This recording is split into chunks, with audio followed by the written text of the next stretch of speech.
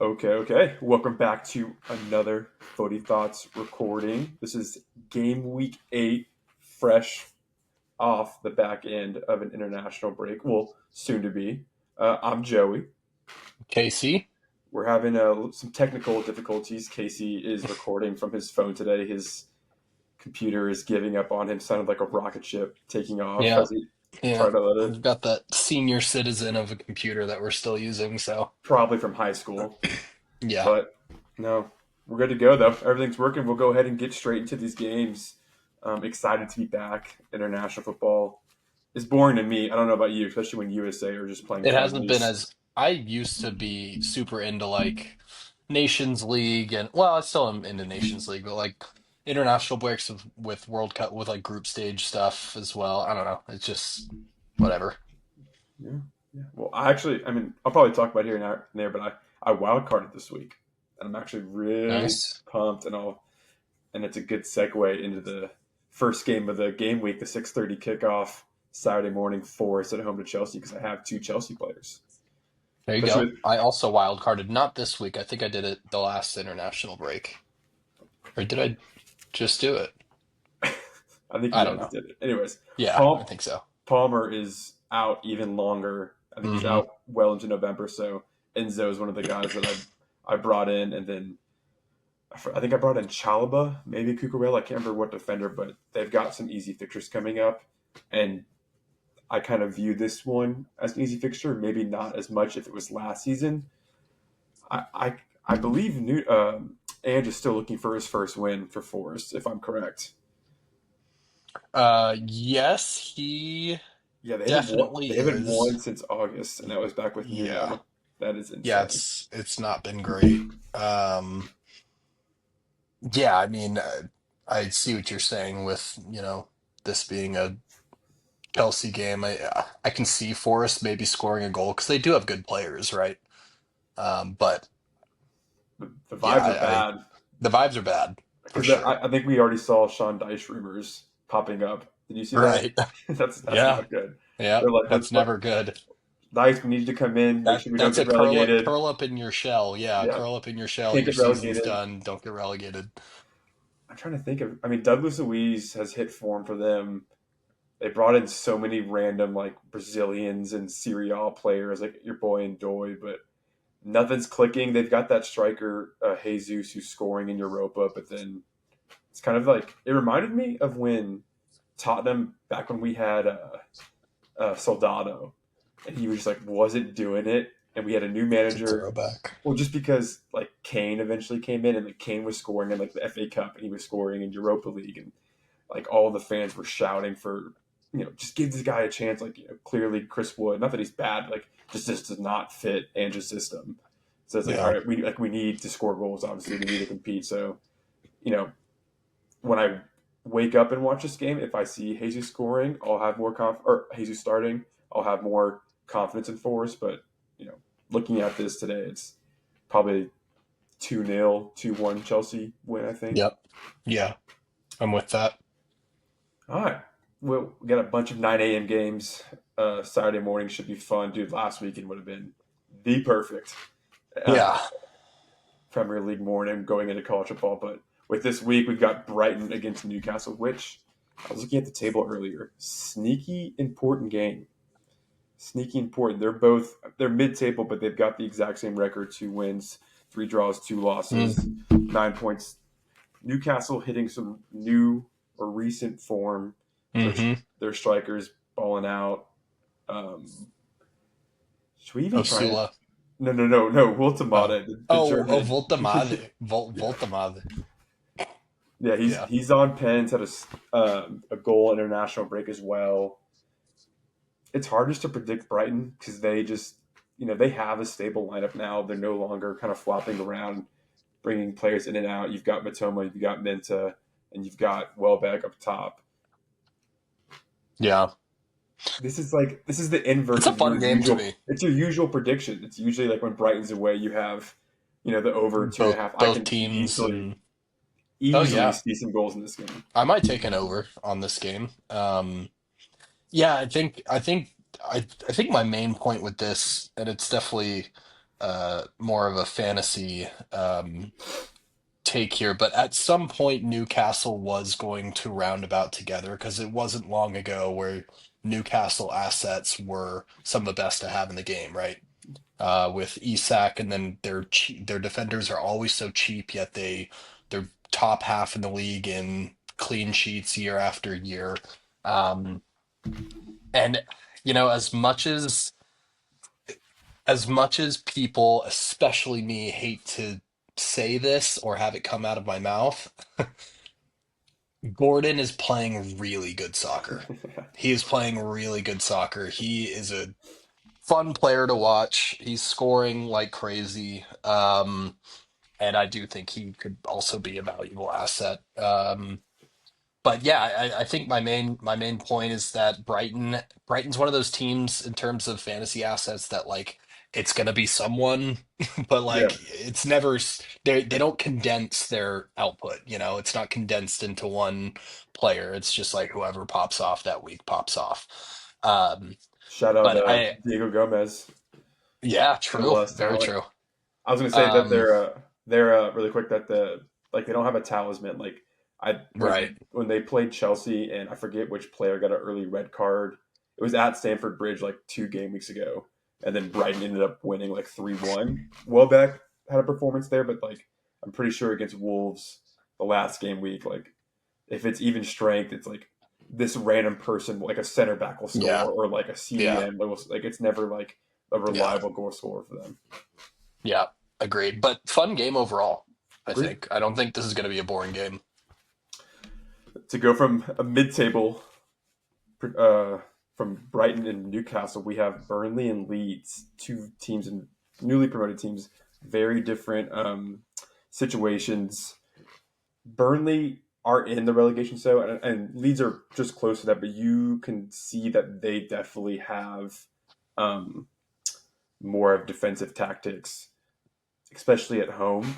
When Burnley was the team in the championship that had the most clean sheets, I think they were near breaking the championship record in points. I can't remember exactly, Hmm. but this is a game where like Burnley's at home.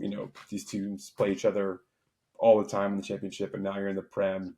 They're going to want to make sure they get the point here, but I can see Leeds taking it to Burnley here. What about you? Yeah, I think you're hitting the nail on the head. Like these you could look at the head-to-head history and you know that Leeds has played Burnley a ton. Um, but when they're playing against each other in the championship, I think it plays a little bit differently because both teams are at the top of the table in the championship, so they both go all out, right? Yeah, Like there's no holding back. But when you're in the Prem and you know that you're going to be in the bottom six of the table, that's most likely where you're going to be. You accept that position, and it makes your mentality different, especially when you're going up in a matchup like this. Like this is going to be a dogfight. yeah, I don't know. Sometimes dogfights like that can turn into very exciting games where both teams are like really going for it. But there's the flip side of that that we don't see as much in the championship, where these two teams could just play slow, boring, safe soccer, and it could be the most unlit 0-0. Both teams walk away.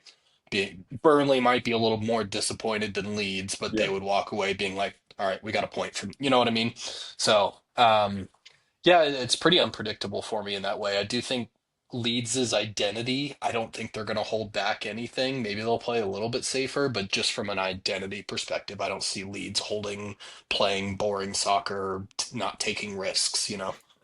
They are only separated by 4 points on the table, so you could say they're in a similar situation, but I just think Leeds, like they gave Tottenham a game at home, took two Tottenham deflected goals for us to beat them, including one insane one for Tell for our opener. They drew Bournemouth at home as well, and then they went and beat Wolves 3-1. So I just Yeah. think that they're not afraid. Even if they get a goal down, it could change. They're not some insane, insanely talented team or roster, but I just think that like even if they were to go down an early goal, they're not going to roll over and take it. So I, Yeah. I I lean Leeds at least to get a point in this one as well. Yeah. We can't have the same prediction every time. We're going to have to mix it up. Well, you know, I'll call you out when you're wrong. Okay, okay. We'll move on to the Palace Bournemouth game. Another great Bournemouth fourth place, Palace in sixth place. They're finally getting their guys back.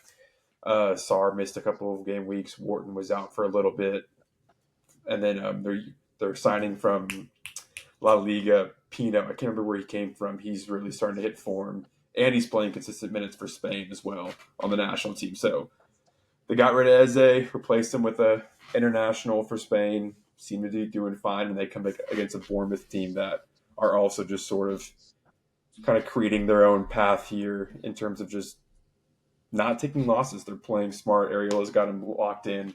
We've talked about how many guys they lost during the summer, yada yada yada, but they're just getting points. So I like Palace at home here. What do you think? Yeah, this is a tough one for me. This game for me, if it doesn't end in a tie, the winner is the team that made fewer errors. Like this is gonna go down to the like bottom line of one player making some error, probably a defender on either of these teams that will be the difference in who wins this game.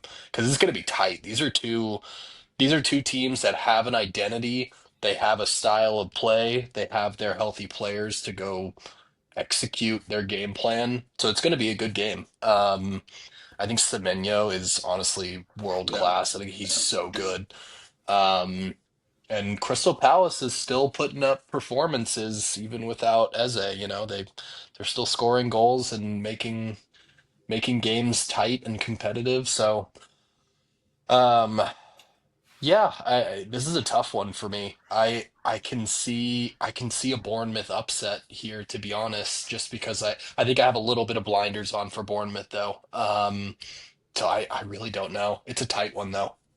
yeah. I won't pretend I came up with this out of my own, but I was online and Glasner has switched from sort of absorbing pressure to now they're like one of the highest in pressing. I forget what the exact stat is, but like they average the least amount of time from when they turn over the ball to when they get it back, if Huh. that makes sense. Yeah, So, well, that sounds very, you know, confident in, picking Palace to win at home. Like, Semenyo is one of the craziest guys on the counter attack, and we saw that in the first game of the game week against Liverpool. So, like, it's not insane to say that Bournemouth can break a few of these presses and start a few counters and convert off of that. But kind of a FPL like Palace center backs are like getting crazy defensive contributions, so they're pretty defensively sound to start the season. very, very. Chris Richards, baby.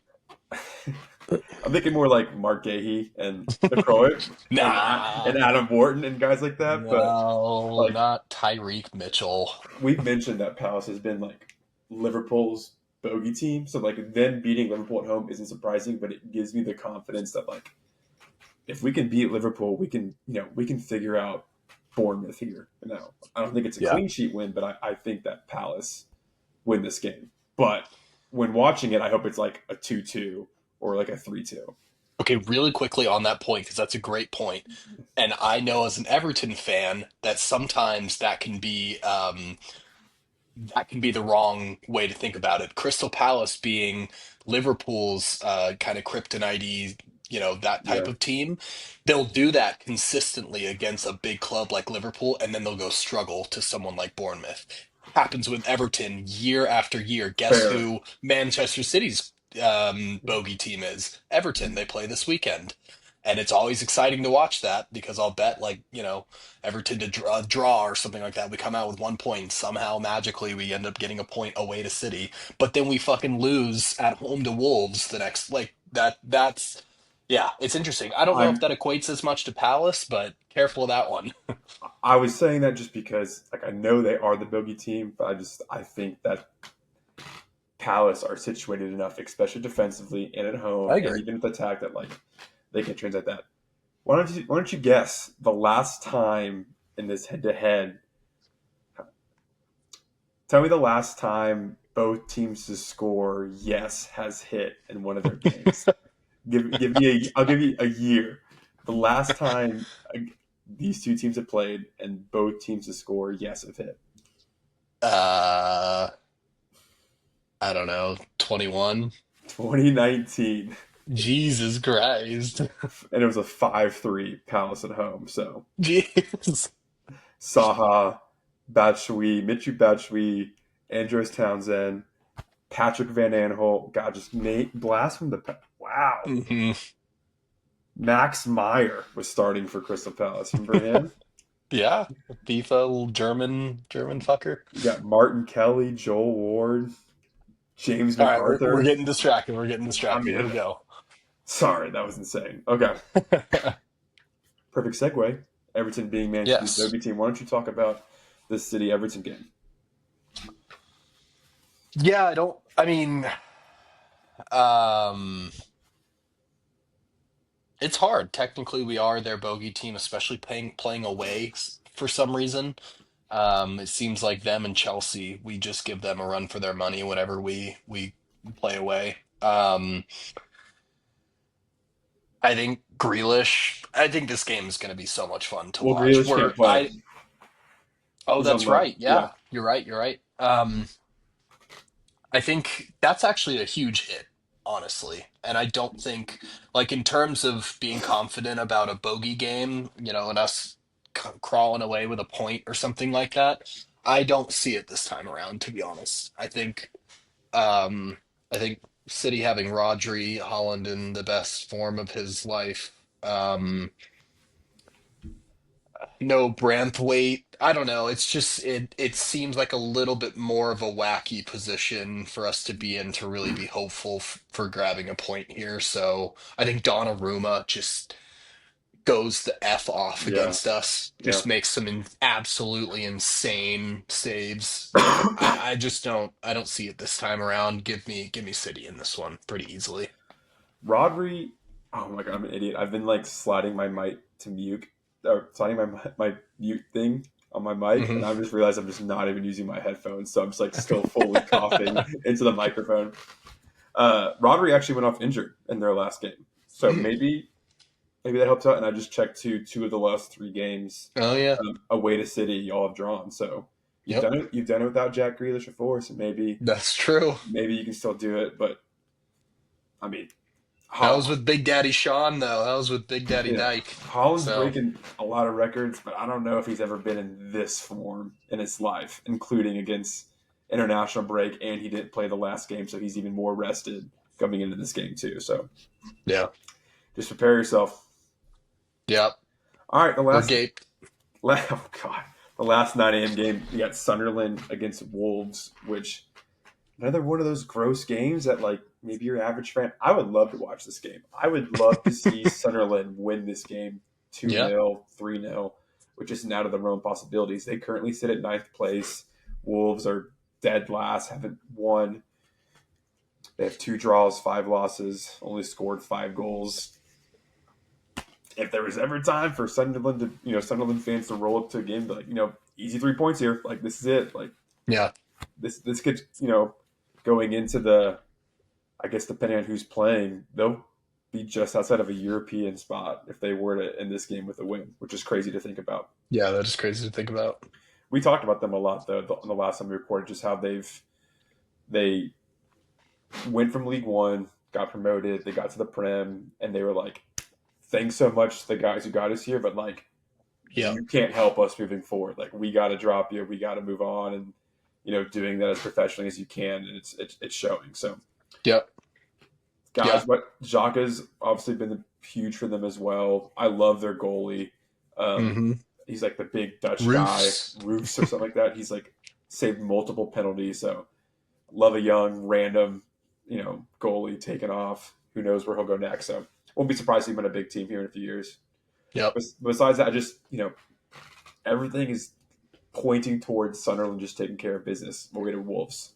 Yeah, it's just not looking good for Wolves right now. And of course, in every sport you have the worst teams in the league. They'll grab a win every now and then, right? These are Yeah, professional sports teams, but yeah, it's looking pretty bleak for them. And I like the way that the Sunderland team is set up and their leadership seems like they know what they're doing. And yeah, I like it. I'm looking now. They've conceded obviously they don't have any 0-0 clean sheet, but they've conceded in every game so far. They're I mean, 1-0 against Newcastle, 3-2 against Everton, 1-0 against Wolves. Like, so maybe 2-0, 3-0 is a little ambitious for, especially for a newly promoted team to win this game, but the win to nil seems very much in play here. Yeah, I think so Okay. too. The last game of the weekend, we have Fulham Arsenal. FPL wise, I've gone with Gabriel, Saliba, and David Raya. I'm just not playing any games, any guessing games with Hmm. Gyökeres, with Saka, with Eze, like because like this game right here, like Saka could easily have a goal and assist, but he could also have just an assist, and it's Declan Rice scoring with a Calafiori Yeah. bullet header or something. So it's like these Jurrian games. Timber with a hat trick and two Yeah, assists. I was looking early at the head to head here. It's the last time they played. Like I believe that the game was 2-1 to Arsenal, with Fulham scoring their only shot and Arsenal having like 2.5 xg. So Yeah. just it's just maybe because it's technically like the prime time slot. It's the afternoon kick in Europe for the Saturday game, but I keep just looking at these games and seeing Arsenal like, okay, cool. They're going to win 1-0. They're going to win 2-0. Like, it's just Hmm. kind of a Yep. rinse, a very, very annoying rinse and repeat Yeah, for them. it's But annoying. I hate Arsenal, honestly. I hate watching them play. I hate how they play. Ugh, and pisses me they've off. they've got Odegaard out, so they've got Eze. You would assume he slides in there, but it could easily be the Zubamendi, Rice, Marino midfield as Right. well, because they're Yep. Joker's up top, Saka, and then one of Martinelli or Trossard out wide. Kind of just right, I guess Martinelli's hitting some form, I will you say. know what I He's mean. kind of like my little. I know I'm just Yeah. this is the side point. He's kind of hitting some form, and he's always been my like. I've hit some like first goal scorer gnarly bets on him in the past years that have always been exciting, and it's fun watching him play and And score. I'm pretty sure Muniz is out injured for Fulham too. So Yeah, like so is Raul. he loves a 90th minute plus winner. Like and that just like anyways. So Arsenal, we spent some time on the other games, but it just feels like oh okay, Arsenal away. This is going to be a classic 2-0. Hmm. They're going to not because they don't bunker and it's not fair, but they're going to play defensively and then they're just going to spam you with set pieces and corner kicks Yep, and they're going to score them. It's just what are you going to do about it? that's just Arsenal. Is what you going to do. Okay, that was all of the Saturday games. We'll move on to the Sunday games. Start with my mighty Coys 8 a.m. kick against Aston Villa. I think it's pretty funny that Rogers and Watkins start for England in the first friendly and both get a goal, but they just can't figure it Hmm. out against away. But how classic Tottenham. We hosted Wolves earlier this season. Wolves winning the game for the entirety of it until an insane João Palhinha long shot. So won't be surprising if Villa come in and get the first goal in this game. However, Yep. Thomas Frank has proven to me already like he might be our decade long manager at this point. The Wolves game, the away Champions League game against Bodo Glint, the Brighton game away, like we go down early, but then through tactics or motivation or halftime speech, whatever you want to call it, like we get the goal, we get the game tying goal, we get the winner, whatever it is, et cetera, et cetera. Like it used to be, I watched the games we conceded early. I'm like, okay, well, there goes this one. Like, fifth minute, we're down 1-0. All right, we're losing this one. So I go into these games, especially against games where we're supposed to win and then face early adversity. And I'm like, okay, like we still have a shot. Like I'm still excited. And Kudus is showing that.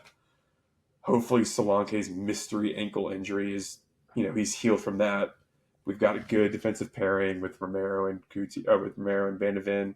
Vicario is a good shot stopper. Polinia in the middle of the park. Bergval. I have confidence going into this game, and as I should. Villa have not proven it Yeah. whatsoever in the Premier League. So, Yeah. what do you think? Yeah, initial thought is just like Tottenham have proven to be, a force to come up with, especially at home. And then you've got Villa who have been extremely disappointing so far, because they couldn't score goals. But then you look at Villa's form, with games that weren't, in the Prem, they are getting wins, right? They've got 4 wins and 1 draw in their last 5. So it's tough because you don't want to be that team No, no. that Villa's like, all right, we're back actually now, and that's your team that they establish that with. Which I guess in some universe I can imagine that here, which would suck, honestly. But at the end of the day, I think it's Thomas Frank that I think is the end all be all decision for me here. I think Tottenham wins this. I think he sets his players up for success, and I think he'll know exactly how to handle this Villa team. You saying they had, they were 4 wins in their last 5 surprised me. I forget they're in Europa, and Hmm. there's been throughout history plenty of teams who struggle in the league but then do well in Europe. So like them doing Right. that isn't surprising. But they played Fulham, they played Burnley, they played Sunderland. I like to think we're better than that. And I think a player to look out for, especially if Solanke is not ready, like Mateus Tell might start over Richarlison again. Like Thomas Hmm. Frank loves this guy, and what's so crazy is that both like every international break so far, Odobert and Tell both start for the France U21s, and they both just like goal and assist, brace, assist. Like so they're like Love that. I don't think Odobert will start, but I think Tell's gonna, especially with him getting his goal against Leeds. I don't want to call that because I think Solanke will have the starting spot once he gets back. But I think if he's not ready, Tell is going to continue to play over Richarlison, which is my Yeah. kind of hot take because Thomas Frank had nothing but praise for Richie early in the season. So the Tottenham fan thinks Tottenham's going to win. What do you think? You think you Yeah. like this I call? I I I trust Thomas Frank, and I know I was way too far in tune with how Aston Villa looked in their first 5 Prem games, and it was not good. So yeah, I'm with it. All right, okay, and probably definitely the biggest game of the game week is going to be Liverpool against Manchester United. Before we jump into it, I I forget how dominant Liverpool have been in this, Hmm. Yep. and not even. I mean, they drew this game actually the back half of last season, but I mean they've scored in 5 straight games. They scored at least 2 goals, and in the sixth one they didn't at home, but they had 2.5 xg, and the game before that was the 7-0 win against Yep. United. So it is a new reign with Arne Slot. He did go 1 win, 1 draw last season. It's weird though because it's just usually this is Salah's game. He's like, oh, United, we're playing United. I'm going to score a goal, but this dude hasn't left the touch line in the last few games, and it's going to be weird. Is it going to be Isak kind of cementing his spot? Are they, is Florian Wirtz going to finally get it together? But this is a game where Liverpool can win this without Wirtz. They can like Salah can be okay. I can show up and get the goal assist, get the 2 goals. I just don't think that. I don't want to say United's are back too because they're still trying to find their identity, try and find their front three. I mean, Mason Mount's still starting for them. He scored last game week, so it's obviously I'm going to be watching it and I hope it's going to be entertaining. But it'd be very surprising if United come away with a point or more than that. What do you think? This is so easy. I mean, Don't I don't say want to so say it easy. like Yeah, don't say that. Don't say I don't that. want to say it like that, but this is Liverpool. Look at the history. Look at the situation that Man United is in. Specifically, their away form. Yeah, I mean, they're not good away from home. Yeah, they've gotten some wins recently at home, but no, I mean it's just Liverpool. In fact, I can see this being that one game where Salah's like, hey, I'm "Yeah, still here. fuckers, I'm Yeah. back." You know what I mean? Well, Yeah, I he's mean, he's posting selfies on some yacht in some really blue water. So I guess he didn't go with some Egypt. blue ass water. Some blue ass water, and I guess he didn't go with Egypt and wherever they played there. I guess they must have qualified already, or what the deals with that. But I thought those like Slot. So this is not like Slot and Amarim's, you know, first derby together. But like in terms of player wise, like you've got Sesko, you've got Embuemo, you've got Cunha. Like this is going to be their first Liverpool United, and then you have Ekatike, you have Isak, you have Verts, you have Frimpong, whoever's healthy, you have Kirkez. Like these are. This is a very historic derby, but you've got new players that like you know I can only. I mean, I know like all these players have played away to Liverpool before, but for other teams, but like as a United player, like going to Anfield in the United jersey, walking out, getting like yelled and booed at. Like I can only imagine this is going to be an eye-opening experience for these because they're not part of this tradition. Like you know what I'm trying to say? Like they Yeah, no, I know what you mean. I know like what the you mean. fans, they know it's going to happen, but like you got Salah, you got Van Dijk, you got Roberts, like you got experienced players for Liverpool who will help. So kind of a way too analytical thought of like, oh, Liverpool are going to smash United, but I was just trying to think Yeah. of another way besides like, oh, Liverpool good, oh, United No, the bad. the Like, context. Yeah. yeah, I mean, yeah, there's a lot of context to it in history and everything. yeah, and everything. Yeah, history. Okay, okay. So that was the final game. There's only two games on Sunday. The last game is on Monday, the 2 p.m. Just an absolute electric game that all the sickos are going to turn into. You got 19th place West Ham against 16th place Brentford. Um, I did see that they are going to try and jump back to a three back like West Ham is. So that's going to be great for our boy Doof, that left wing back who just spams crosses. But besides that, like I'm going to watch. Obviously, I'll watch. I'll I be don't have there. I don't have any West Ham assets in FPL. I definitely don't have any Brentford, even though they've been like my keep a lazy eye on Brentford. Like you know they're going to be good, and then they just like don't do anything. They score, but then they just like can't defend. So Yeah. I'm eager for a Nuno led West Ham, but like specifically for this game, I just think it's like okay, first home game. What are you going to do, Nuno? Like what's the Yeah. tactics?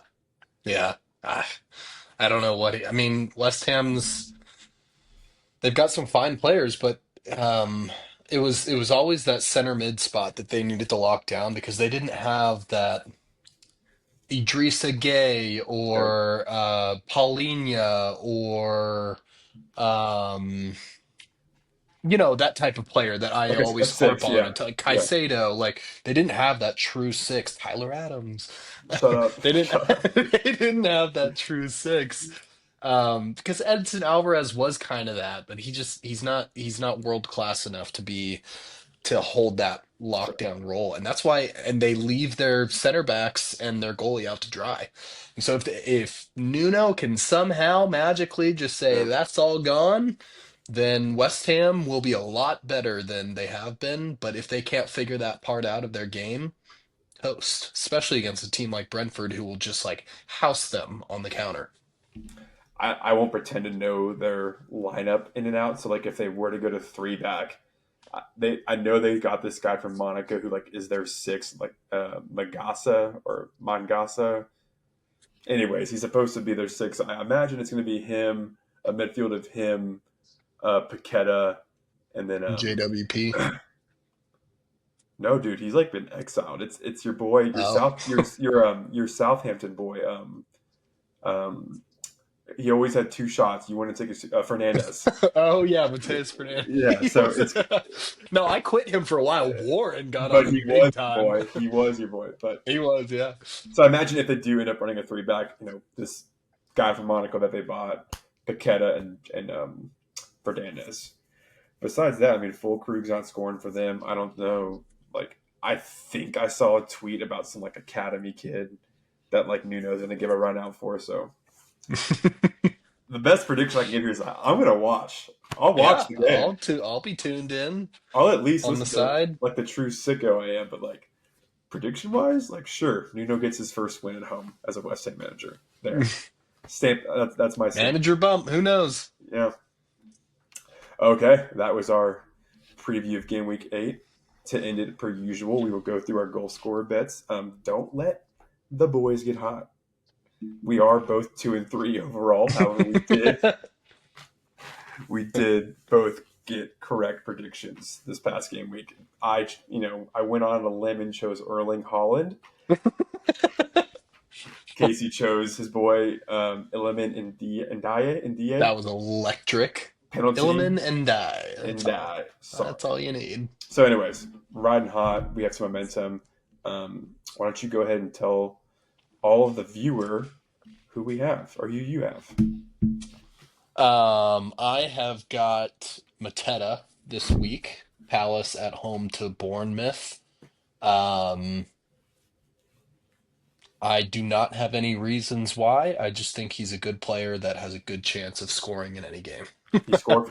Here's a good one. He scored for France in the midweek for international Hey, break. There you go. I'm sure you knew that. there you go. He's hot. Yeah. And then I will take Isak this game week.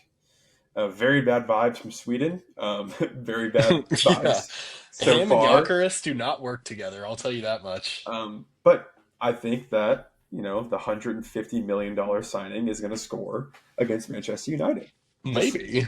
the guy who's going to play striker and be at the center of every attack. I think he's going to score. So Doesn't start. so I have Isak. Casey has Mateta. Hopefully we go 2 for 2, or Hmm. we go 2-0 Or for the second straight week. 2-0 in our last two. There you go. All right. Yeah. Well, um, yeah, that's it. Anything else you want to add before I call it? Mm-mm. Up the fucking toffees. Uh, Let's give it to City again. Fuck you, Erling. Let's break his leg, Tarky. 5-0 incoming for City. All Mm-hmm. right. For Everton. Thank you for listening. Catch us next week. Peace.